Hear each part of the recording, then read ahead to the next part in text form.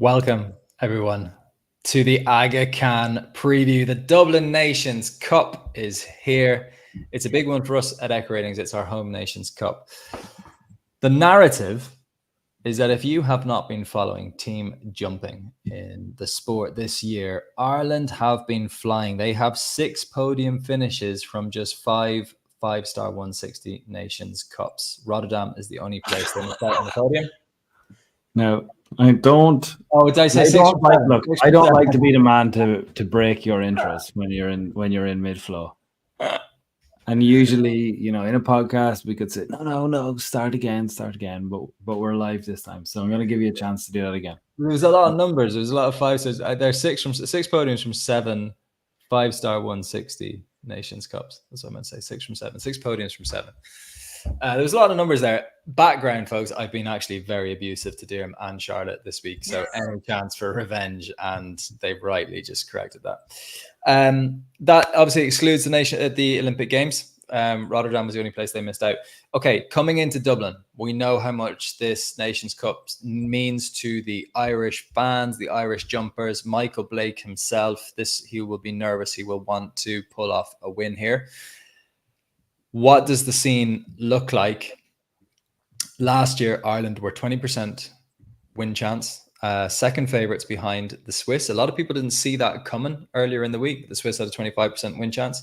It's a lot more open. Ireland are narrow favourites, but only on an 18% win chance. So it just shows how open it is. There's really 3 at the top. Sweden are there. They're looking to win their first Nations Cup of Dublin, their first Aga Khan. They've not done it. And the French are there, old adversaries. We jumped off against them in 2022. Connor Swell and Count Me In bought it home. We could count on them that day. And they bought it home against the French. So it's much more of a 3-way battle. It's important because the landscape, it's an interesting one, guys. And that's where I want to start. I want to start, obviously, with the home team because it's a home Nations Cup and they are favourites. But on one hand, we have this awesome Nations Cup team. They've really actually dominated Nations Cups in recent seasons. 6 from 7 is very impressive. The French in 2022 had 9 podiums from 10 5-star Nations Cups. I mean, that was very, very impressive. They could get to that. But the disappointment of the Olympics, they still don't have that team medal. I think the Olympics will feel disappointing, even though they didn't do what the Swiss did. They didn't implode and not make it to the qualifiers. I mean, it was respectable. It's just a very open, competitive sport. So they finished 7th. What do you think, guys? I know everyone wants a win. Is there a feeling that I think some people are going to jump to the feeling that we need a win? I think that's a little bit unfair, but what are your thoughts? Charlotte, I'm going to start with you. I do think there is a bit of a road to redemption here for the Irish. They didn't win last year on home soil. It didn't happen for them at the Olympics. They're going to want to do really, really well here. And I'm going to be honest, I looked at the start list when it came out and I looked at all the teams, and to me, immediately, the Irish team already jumped out without looking at the stats, without looking at the numbers. I thought that's a very, very strong team to come here and try and win it. And then the numbers come out and they are favourites and it is narrow.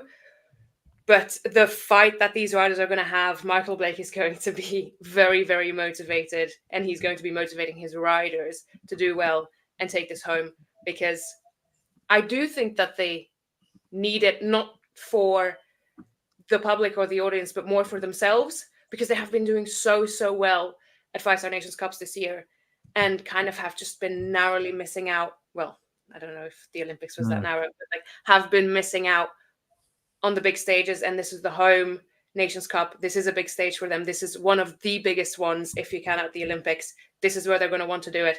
And I think this is where they are going to do it. Oh. You think they are? You think they are? That's a big shout. I think obviously if you come here having won a medal in the Olympics, you can do what you like. You know what I mean? You're still living on that and riding that wave. I think it's unfair that it'd be interesting to see which side of the fence you're on, Dee. I think it's unfair for us to start talking as analysts. I get that language, Charlotte, and I think that's where most people are. It'll be interesting watching national broadcast tomorrow, national pundits talking about it, not, you know, journalists and things like that writing about it in the Irish. I think there will be that natural tendency to go towards that, because that's just what you do in sport. You know, you say you got to bounce back, particularly on home soil, like all the kind of cliches come out. The thing I get here, like I said, they're 18% favorites. They're only a 47% chance to finish on the podium. So even though they have the highest win chance and the highest podium chance, there's a lot of nations have come to town here. Like Sweden haven't shown up with a proper team in a long time. Henrik van Eckermann has not jumped here for 10 years, and he's here and he's going to be first out for the Swedes. And they're pretty well stacked, the Swedes. They've got some good talent in there, which we'll go through. The French do normally come and put up a fight. We haven't talked about the Swiss and the Brits. They're both there on 12%. Between them, that's a 25% chance, almost 1 in 4 chance that one of those two teams wins it. They're not out of it. Belgium are there, you know, like they all, the USA, both 10% chances. So between them all, they bring a lot. We have to condense it to actually make this easy enough to follow. There are 3 clear teams at the top of the pecking order, but it's going to be a tough day tomorrow, and there's every chance. In fact, it's a coin flip as to whether they even finish on the podium, let alone win. And I just think if they miss the podium tomorrow, that's going to feel rough. Yeah, it's going to feel rough. Yeah. But I don't think it's, you know, I think you have to appreciate that that's the sport. Yeah. No, absolutely. They're coming in with such a strong team. I mean, you have experience, you have, you know, Cian O'Connor again as anchorman, and he's coming in on a horse, Fancy de Kurgan, which has a perfect 5-star 160 record, not just in 2024, but in its career, because he's only 9 years old and only started competing at this level this year, and has just been flying it. Jumped clear in the Nations Cup in Aachen in the second round. Didn't have to jump the first round. Didn't have to jump the second round. Sorry, jumped clear in the first round for them to win it. Jumped double clear in Falsterbo in the Nations Cup, and jumped double clear in Falsterbo in the Grand Prix as well. So they have just been doing this level perfectly, and now they're coming here, home soil. Cian's going to want to do this again. The horse seems to be in super form. Inexperienced, yes, perhaps, but that's not something that, you know, we haven't seen from Cian before. We know he can pull this off. Vistagrand was also on that winning Aachen team. VDL Cartello, who we've seen at multiple championships. Duras Lady Amaro, that we've seen finish second in Geneva. Like, this is a team that's been there, done it. They know what's at stake. They're motivated. I see it for the Irish.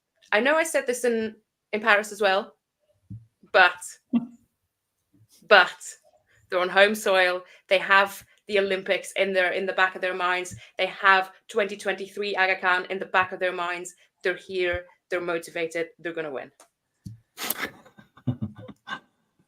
She's off the fence. What about you, D? A couple of things just to pick up on. I think, firstly, do they need to do it? Okay, data will say no. You know, you judge a team and you judge a program over 2 years rather than 2 weeks or 2 days. There's an unbelievable, or not an unbelievable, there's a very believable and understandable level of disappointment around. You know, having spent a couple of days at the show and talking to people, I feel for Michael in some ways, in lots of ways, because everybody wants to say to Michael, well done in Paris. And he's such a winner and pours so much into it that I can imagine that these couple of days are very difficult for someone like that. We're not a sport like football, maybe, where someone like your chefs and that kind of thing, they're not inaccessible. I met Henrik Ancorona as well, Swedish chef, who's obviously overseen so much success. And then you walk into him and like, what do you say? Well done, or commiserations, or like, where do you go? And they don't want to talk. And like, they don't want to, and like, move away from them. You just go talking to people around. Disappointment, so much disappointment. And I'm talking to them, I'm saying, like, the reason we're disappointed is because of how much these guys have given us. Like they've given us an Aachen win, 6 of them in 100 years. 100 years. Like we saw one this year. We had an unbelievable night. Anyone that was there, anyone that watched it, it was incredible. Like to see that live, to watch Ireland win in Aachen. Ocala, one of the toughest competitions of the year, like the big entry, I would say, of launching League of Nations. When you think about it's an okay start over in Abu Dhabi, but I don't think it got us over the top excited, let's be honest. Then we obviously had the cancellation that came after Ocala. I think Ocala was probably one of the highlights of the Longines League of Nations season and series in terms of the quality of field that turns up. Ireland win it. They don't need to do it, but there's definitely a little rallying cry, or there's a little bit of, I think if we could get, the interesting thing here is a lot happens early, and if we get off to a good start, I think you can build that momentum. They all got, like Daniel winning today, Daniel Coyle on incredible won the 160 today in Dublin, and they've been punching like I've been writing the so on news.echoratings.com, anyone who wants to look back and because I think it's interesting sometimes looking back at Prediction Center over the first 2 days. I think Ireland only had one in the top 7 on both days in terms of Prediction Center. So like the theme has very much been there is a strong overseas challenge here this week. That is why the favorites only have an 18% win chance. That feels different. Yeah, everyone is like it's great for Rolex. It's a Rolex show now, and it's really attracted. It's different. It is different in there. Like the level is up. It feels like a Rolex show. It's a big testament to what Rolex bring now to not just those Grand Slam venues, but now to the, what do we call it? The Rolex series. Yeah, like you've got Henrik van Eckermann, who hasn't been here for 10 years.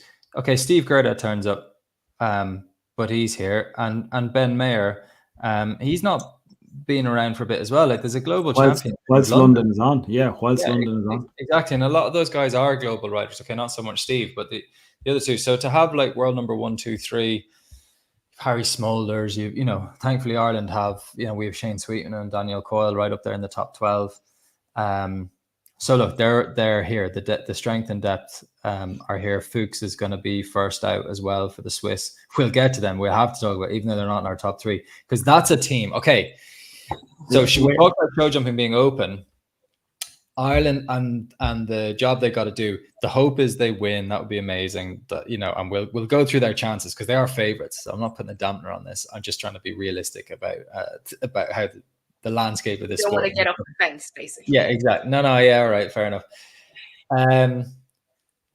But if what they did in Paris, I think Cian would be disappointed if the same thing happened again with like a rail and 2 rail. That would be hard, I think, for him personally. Like we know what he puts into the Irish team and his kind of role as a championship rider, his role as the anchor leg in Dublin as well. It's kind of made that role his own. Michael just puts all his faith in him. Fully justified with Fancy's record, as you say, Charlotte, 5 from 5. So fully justified pick here, much further ahead than Yves Douy last year when we were like, oh, what? Who's this that's been plucked out of bed? The horse that jumped Clara in Rotterdam. Yeah, but that was it.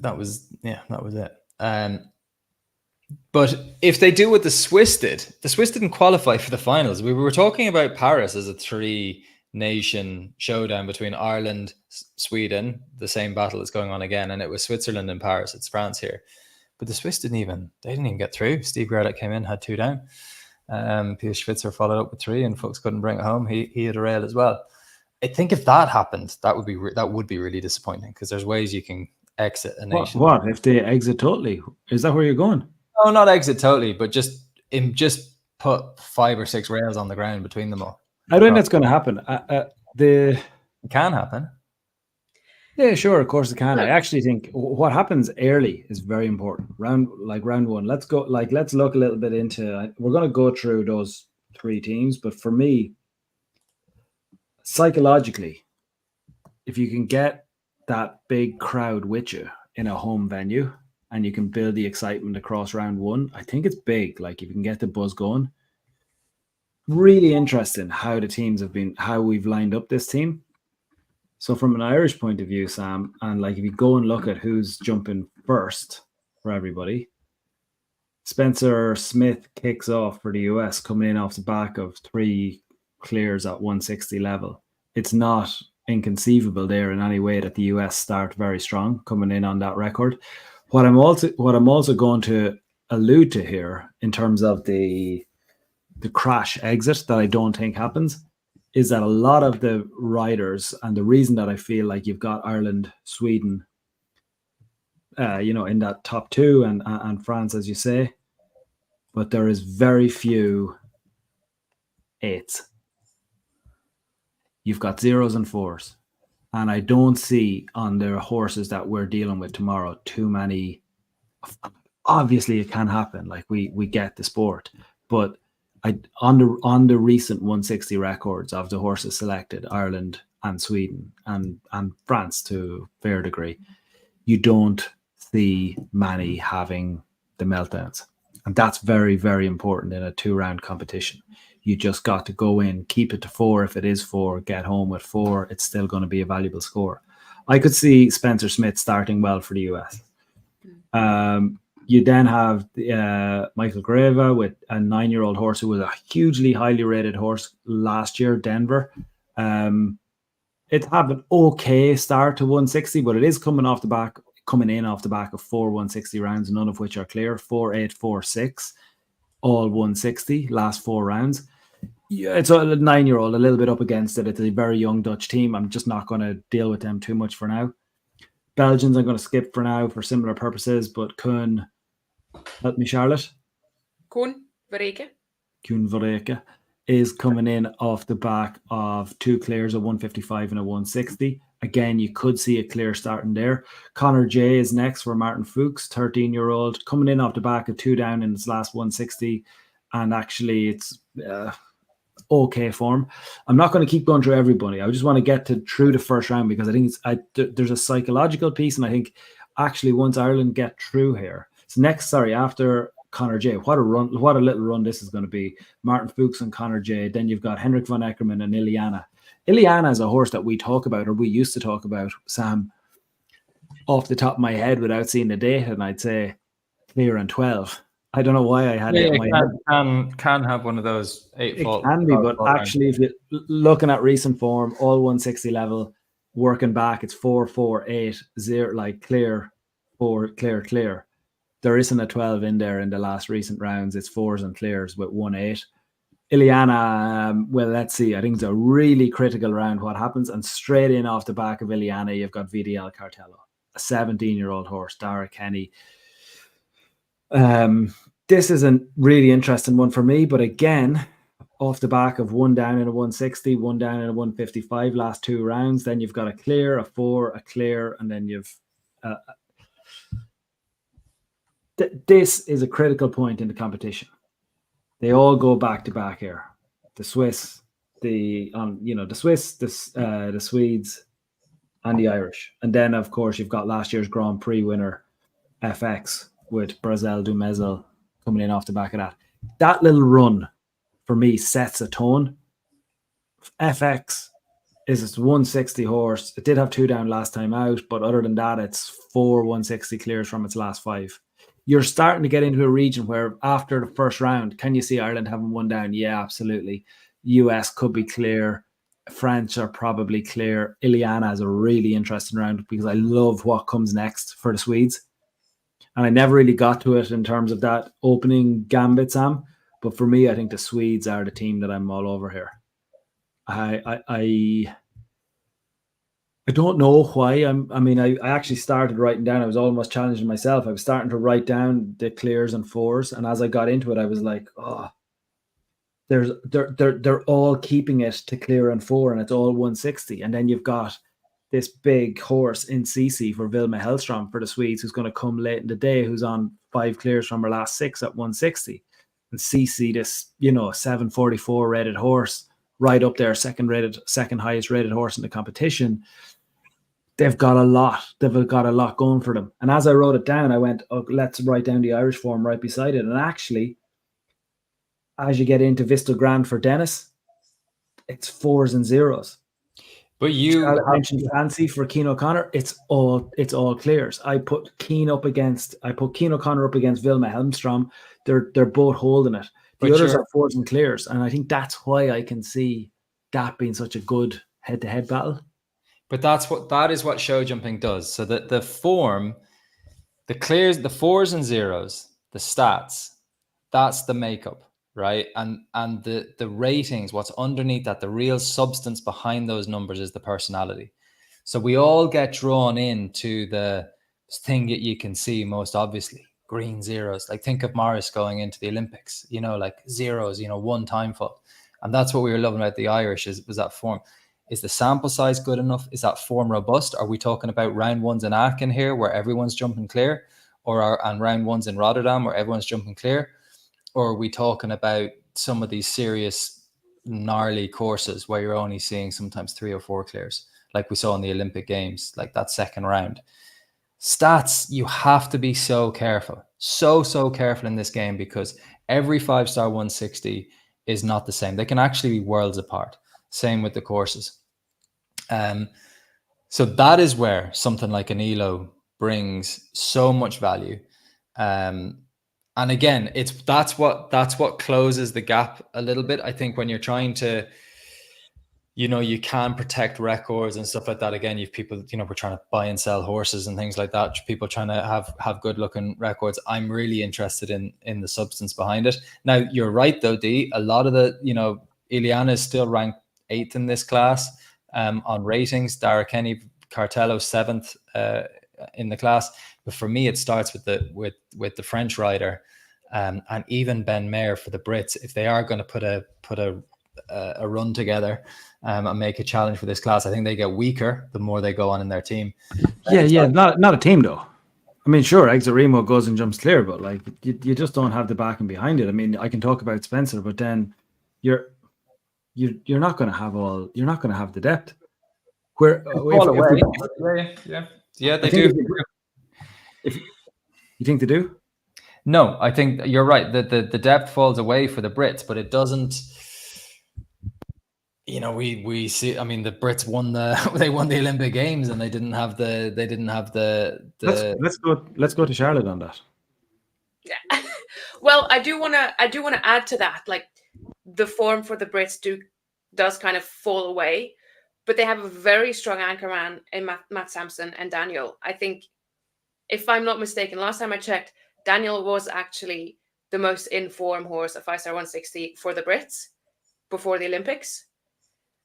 Like, he's been doing very well over in Canada, jumping Grand Prix. I think he won a 5-star Grand Prix even. Like, they're a very solid pair to finish. So I think they have this kind of form sandwich, the Brits. They have Ben Mayer, Exarimo first out the door, and then Matt Sampson and Daniel to close it off. And I think it really depends on what Tim Gredley, Emma Dr. Toxandria, and then Jodie Hall-McAteer and Hardessa do. That's what's going to decide how the Brits do, I think.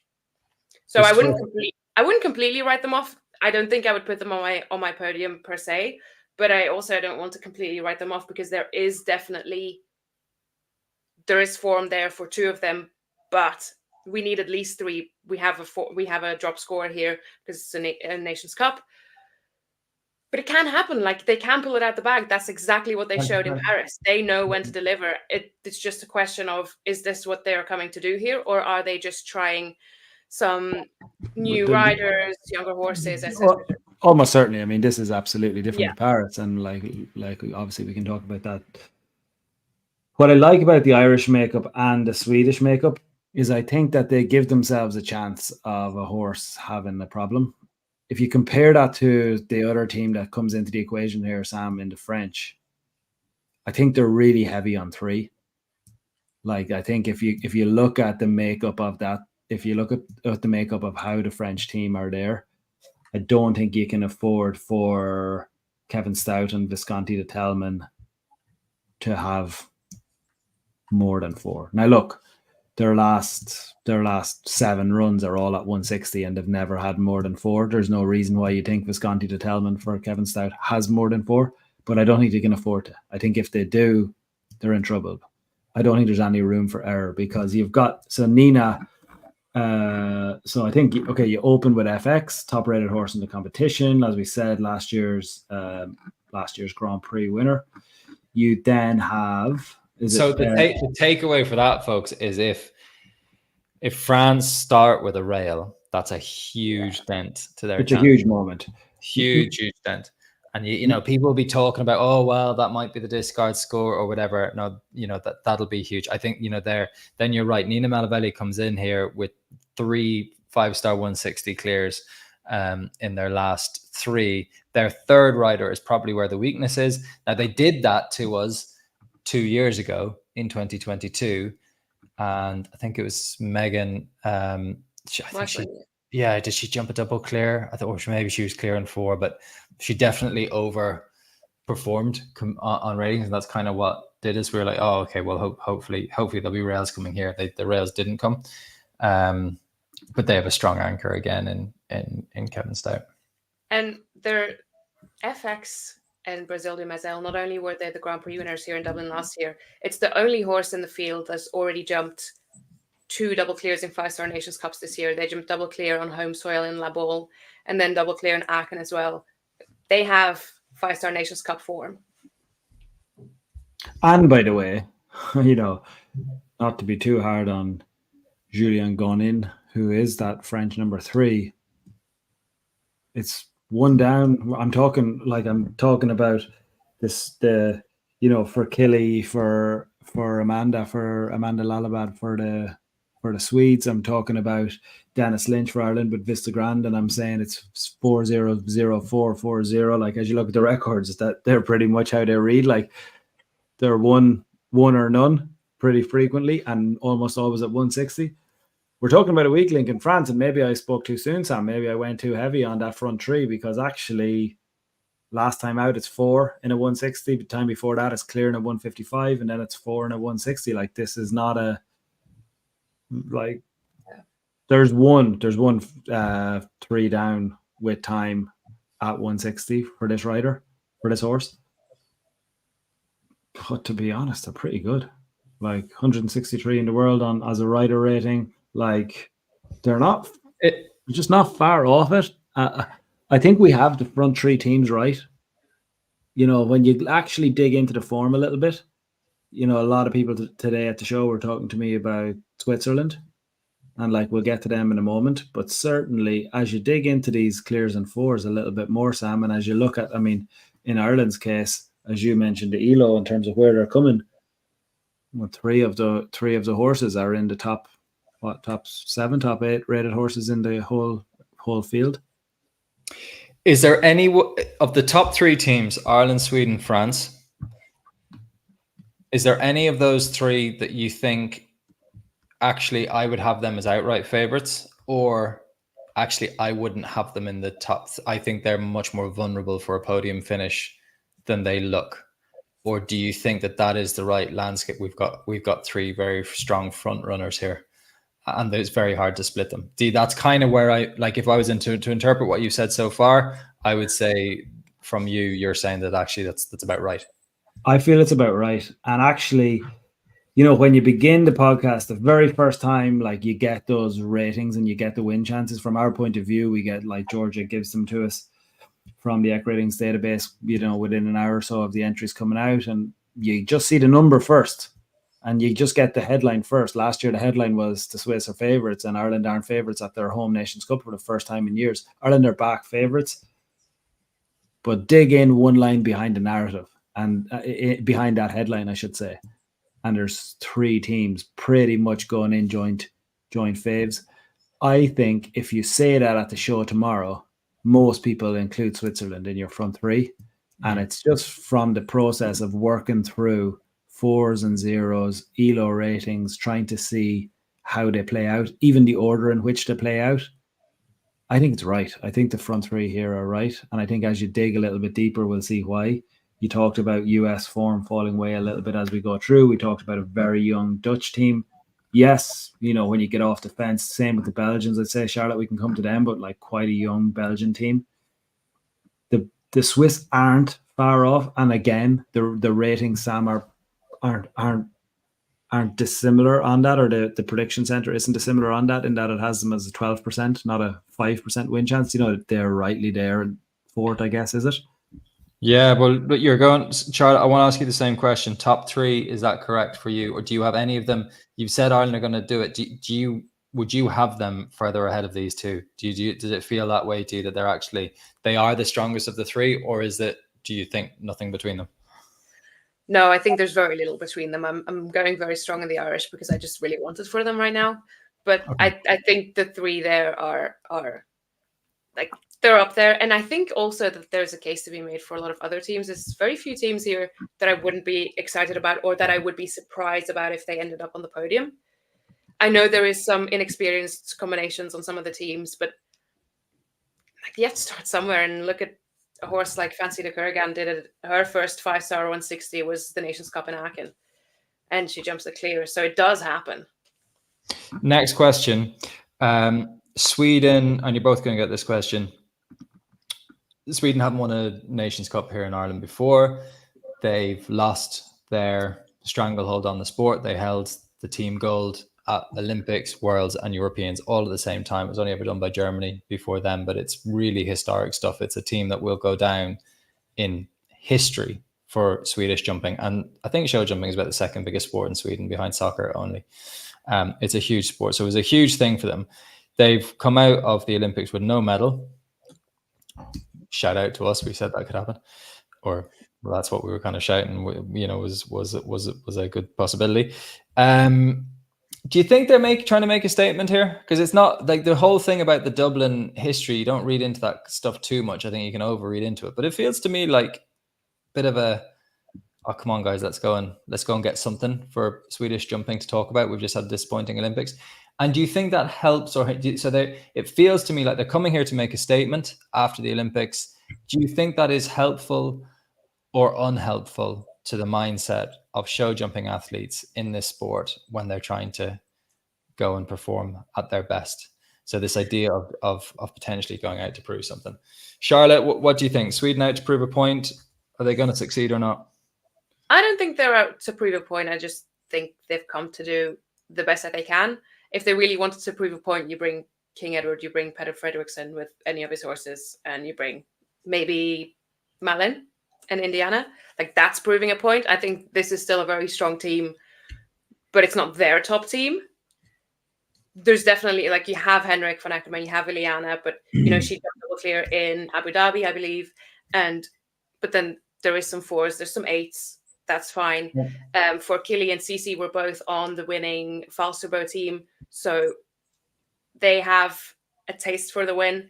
And then an interesting one and a younger one for Petronella Anderson is Opalin, the WNS, who jumped double clear in Aachen. So I think there is definitely something there, but I wouldn't name this as a team to prove a point. I agree with you, by the way. I'm only because, and that's actually when Sweden, I mean, they didn't even qualify for the Nations Cup final a couple of years ago. They kind of got relegated the last year. It was a relegation. There was a year when they really weren't tackling Nations Cups. This year they've been committing a bit more, like they won Falsterbo and stuff like that. So I just think they've been paying a bit more attention to Nations Cups. Dirm, any thoughts on the Swedes and that run? Do you think this is, it would actually be a bit of it'd be an easy headline for us to write that they win their first Aga Khan. I've so many thoughts on the Swedes. I won't give you them all for the sake of the podcast, but I'm really excited by this. I think they'll win it, by the way. I think, a little bit statementy and jumpy. I've just said the front three are the right front three and there's nothing between them. Okay, fine. But I said the same. I think most people are watching this or listening to this on a podcast, so you didn't see Charlotte's face when he said, I think they win this, by the way. Like, she looked deeply offended. So I love I'm not. And then I thought about it again and I thought, no, it's great. Look, your face said it all, Charlotte. It's fine. That's the problem. If we can recapture this, yeah, it's great.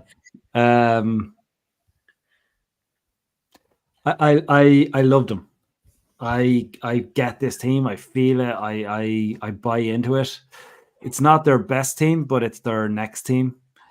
It's if you look at Henrik, obviously young fella, top rider. He's going to be around for a long time. The others are all top riders and they're not going anywhere. But there comes a point in every team, and even though Peter is able to introduce new horses, and we saw at the last Rolex series in Rome, we saw, was it Al Capone. Al Capone de Carmel comes through for Peter. Ralph Joran Benson was there that day. I love for Killy with Amanda Lalabad. I love the form of Cece. I'm absolutely delighted that Cece, the white mare with one eye, is coming in here as the second rated horse in the competition. It feels to me like such a journey. Sam, there was years that we sat in Gothenburg and we watched these horses. We heard Hea Petronella, Hea Amanda getting roared out from the crowd as these girls came in. Now they're coming. And I don't think it's anything to do with Paris. I don't think any of these girls, okay, Henrik maybe, but King Edward's not here, and who knows? But for everyone else there, I think Paris is kind of irrelevant. I think for them it's about going to take their place as part of the next gen of Swedish jumping. I think they have a right chance. Like, looking at obviously they do, but I feel it. I can get into this team a little bit. I can be really happy for them winning. And there's a kind of a fan in me that is really looking at that next group coming through, knowing what it means to all those fans and all those boys and girls in Sweden who love jumping. As you said, it is such a popular sport. And now you've got the new group coming through. I buy into it all. Can we pull out a D'Artagnan and Three Musketeer type photo and put Henrik as D'Artagnan and then his three? No, I mean, that's just the patriarchy coming through in you. Like, why would you put Iliana? Why would you put Iliana ahead of Cece? Like, Cece's the second Irish rated horse in this class. There's exactly. So who's D'Artagnan? Do you know what I mean? Who's the Three Musketeers? Like, he's world number one. Mate. He's world number one. Sorry. World number one on King Edward. Come on, give me, come with me here. But there's proper girl power here, which Charlotte is going to love. Chance that they've stocked their team in an interesting way, in that Petronella on the horse rating would be, I mean, the horse is 22nd in the class and there's only 32 in it. So in the bottom half of the class on ratings, this younger horse, but showing form, going the right way, progressive. I think you definitely go on the up. That rating seems to be going up rather than down at the moment. Final one on the top three before we move on. I think France are just strong. I don't want to complicate them. I think they just bring the force to France. I think we've seen it in this arena before. I would say, Sam, all 160 form for three of them, and the other one is clears and fours, and it's not bad form.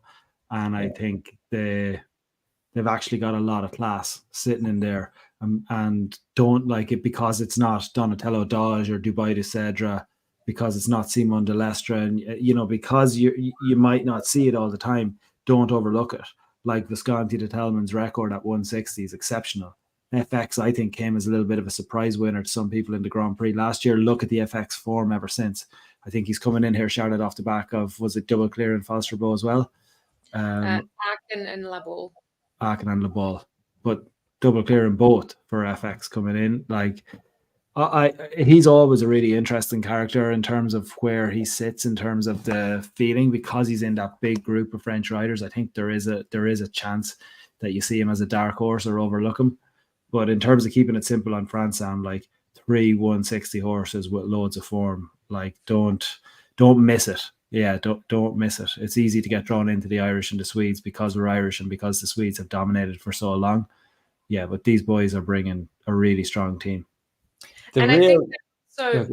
Those nations all have a couple of riders on there that perhaps, like Wilma Hellstrom and Cece, spent a lot of time in Paris as a reserve.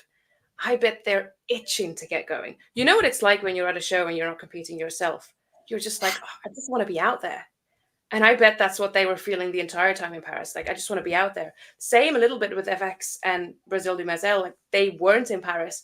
I was heartbroken not to see them on the French team. I know the French did very well. They won a team medal. They did what they had to do. But in a way, I think I would have loved to have seen them there. I think they probably also thought that perhaps they had a chance to be there. They would have also done well there. So now they're back and they're like, why wasn't I named on this team? I'm going to show you that I could have done well on this team. And maybe the same also could be said for Mark McCauley and GRS Lady Amaro. Dara Kenny, Fidel Cartello were the reserves in Paris.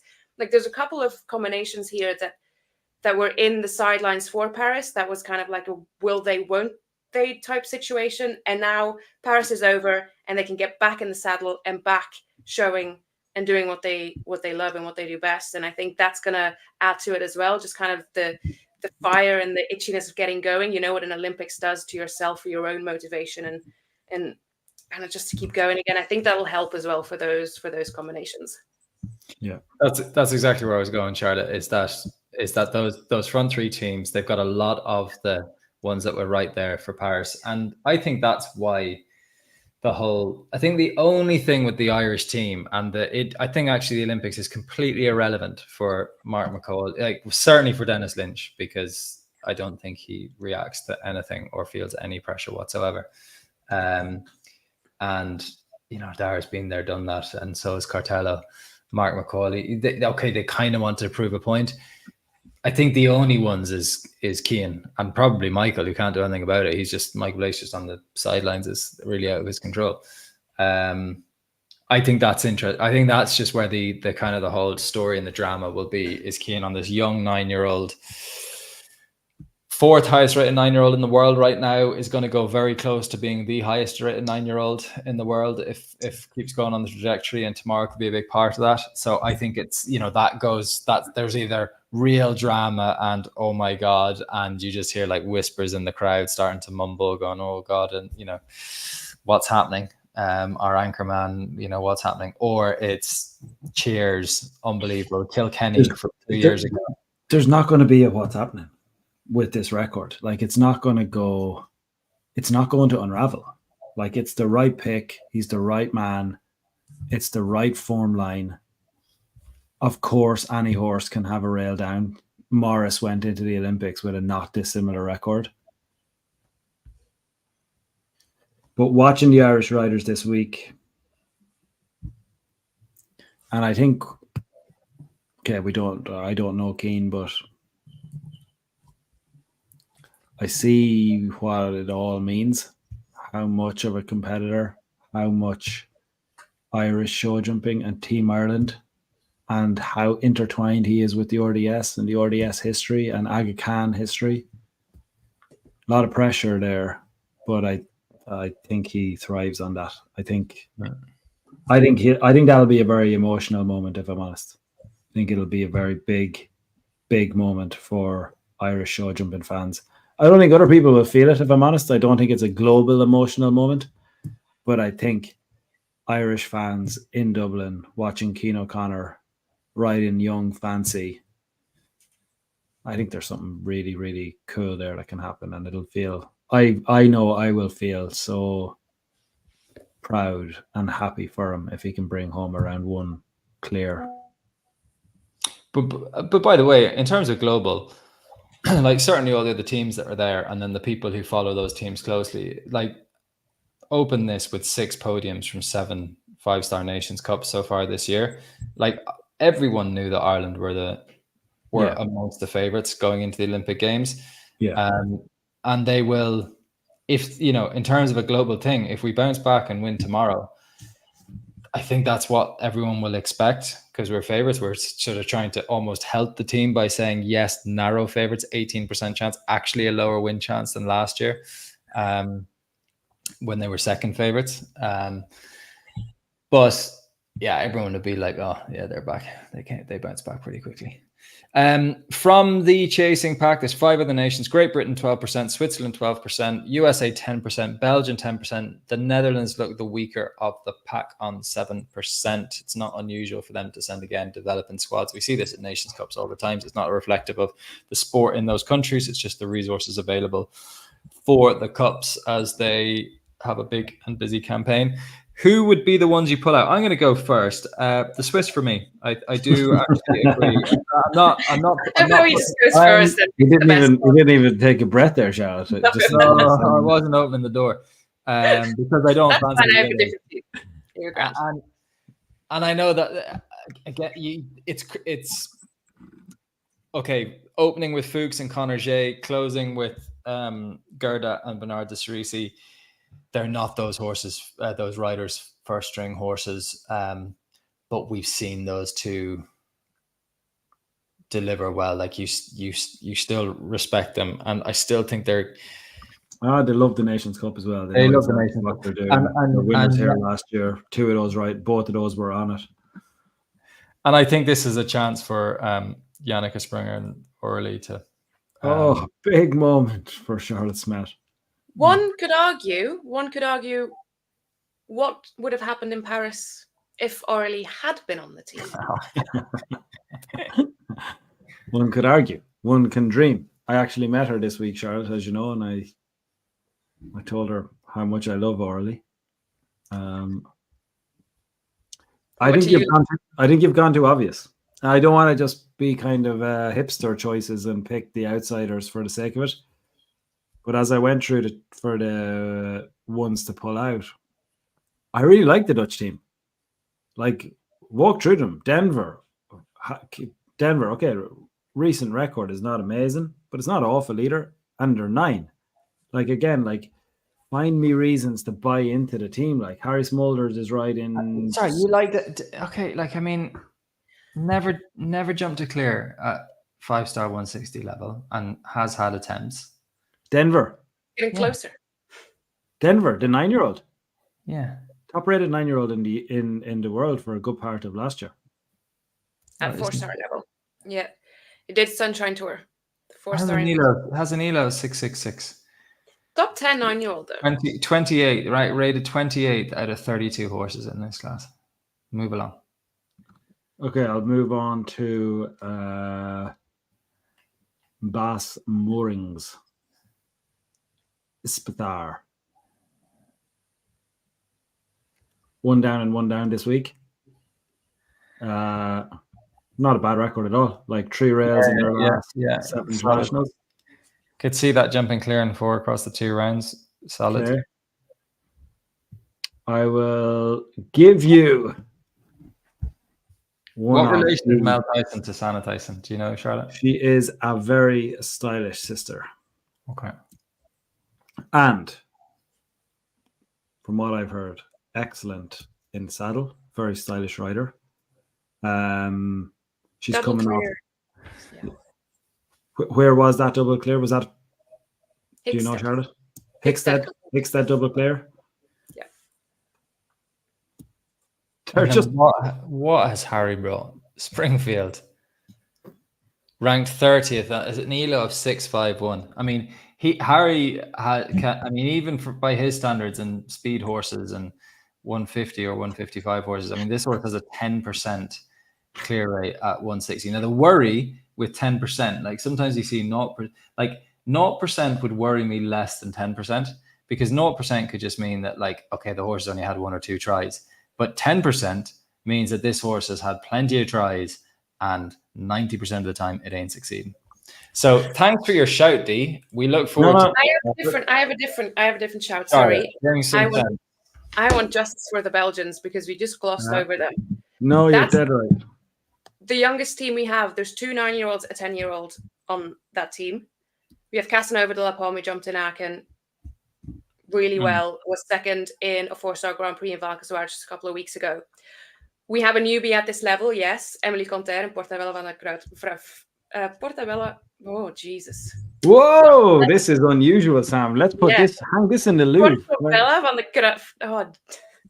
Portabella van der Fruitkorf. Let's go. Take a moment. Go for it again. Portobello van der Fruitkorf. Imagine what's going to happen to the Irish commentators. Yeah. Anyway, they have had a really good run at international Grand Prix. 3 and 4-star level, yes, granted, but haven't been outside the top 5 in their last 3 international Grand Prix. It's time for them to step up. They're doing it here in the 5-star Nations Cup in Dublin. Where else would you do it? Winner of a big class this week, Charlotte? No. Sorry, Emily Conter is. Emily. Yeah, absolutely. So she's on form. Like I think this is really interesting. The horse is only 9. It's quite consistent At the lower level, yes, but like it's getting there. Imprescavant Katanaya and Thibaut Spitz, winners of the Longines Global Champions Tour Grand Prix a couple of weeks ago. Also only 9, but really, really interesting. Like there's 2 young riders with 2 young horses on that team. They might well do it. They're very, very strong riders, very good horses. There's just inexperience and they're getting this experience, but I also wouldn't be surprised if they pull it out of the bag. So we are. Sam, do you want to rain on that parade, or are you happy to? No, I quite like it. And where I was going to go to start wrapping this up is we will be playing Star Chaser tomorrow, play.equiratins.com. Let's go. And are we live? I know I haven't stuck it. It'll go live as soon as I'm off this pod. It's actually very close to being live. I nearly got there. What we will be doing, folks, and this plays into what Charlotte is talking about with this young Belgian team, is we are going to have 2 Star Chasers. Going to be like 2 competitions. So it's in groups of 5, but round 1 of the Nations Cup is going to be 1 competition, and round 2 of the Nations Cup is going to be a separate, whole new competition.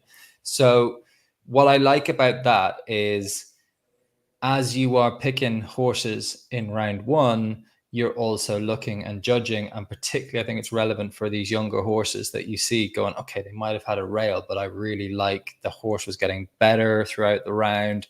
I'm going to stick them in my team for the next round. I think that's a good shout. So I think Star Chase will be good fun tomorrow because you get 2 shots at it. But I think it is going to be tough in that first group of riders because that is where there is a lot of action, and I think I can see all of the big players starting off strong in that first group of riders. I think that's where it's. I think you've hit that on the head. D, what's your stat about round 1 where these teams need to be? Oh, keep it simple, stupid. They need to be winning. 9 of the last 10 round 1 leaders have gone on to win this, and the other one was second. You need to start. You need to start well. And I think, and I sometimes criticize for saying stuff that can sound quite obvious, but actually it is good to contextualize because we do talk about this being an open sport all the time, which it is, which the stats back up, but it's not that open that you can be a rail behind or 2 rails, certainly not 2 rails behind, but being a rail behind at the end of round 1, like you are seriously up against it then. So we'll be talking about drop scores and things like that. But again, if those first riders can't deliver, pressure is going to be on. I look forward to it. Look forward to battling out with you guys. Charlotte, I don't think you beat me in Star Chaser yet this week. I'm just really enjoying that. D, I don't think you've even won a star this week. Certainly not today. But hey, we really need to knock him off this. So we need to band together and do this because Charlotte, don't let him into your head. Do you know, like we're out. I might change my name. I might change my name on the game so no one can see on the leaderboard how you're doing. It's quite. Did you play the class yesterday, Paul? I did. I did all right. I think I've had a couple of stars both days. Two, maybe 3. I've still been mid-table. You had a couple of stars, yes. And is it possible for me to check how you got on? Yeah, you can audit. You can check. You can go in, and I think our past classes are. Could you check how I got on yesterday, or could you check how you got on yesterday? Yeah, we can do that. Yeah. Sure. Yeah. All right. Will you just have a quick check? So it was the. Okay. Oh, I see what you've done. You've probably led me a merry dance here. If I look at the cash, I can't actually. I have to get rid of Nations Cup. I can only look at today's. That is so unfortunate. Oh, for you. Oh, well, maybe you can see it in the back end of your system, and you might just check it though. Let me know if you do find out how you get on yesterday and how I get on. 2 people got 4 stars today. 4 out of 5 clears. That is pretty impressive. And actually, the other one was a retirement for one of the guys. It was pretty impressive. Dermot Byrne and Geraldine Byrne. You're in good company. Blanked. One for you, Charlotte. Folks, enjoy it. It is one of the shows. It's obviously one of the most historic shows in the world. It will be a very, very special atmosphere. The preliminaries take at least an hour. At least that parade. Oh yeah, they do. They are but it's so good. Like, it's so good. I will be on RT. Like we go live on national TV. You're on RT? Yeah. It's all all the preliminaries are live on RT. It's just great. It's just all pomp and history and parades and bands and batons being thrown in the air. Like, that's my childhood memories all flooding back. So the rest of you enjoy, and yeah, I look forward to reviewing it. We will be back, obviously, to preview the Grand Prix on Sunday. That's going to be another big one. First time it's been a Rolex Grand Prix. I don't know, possibly In Dublin. And yeah, so a bit more history in the making. And I look forward to reviewing how it has gone, whether Sweden can make history, whether the Irish can bounce back, whether the French will spoil the party again, or one of the others. Or whether the dangerous Dutch might sneak in under the radar. Springfield, take it home, my man. Or the brilliant Belgians. Brilliant Belgians. Headlines galore. Folks, thanks. news.eckratings.com for forum guides, social media, WhatsApp channels, all the links I'm sure are below. See you soon.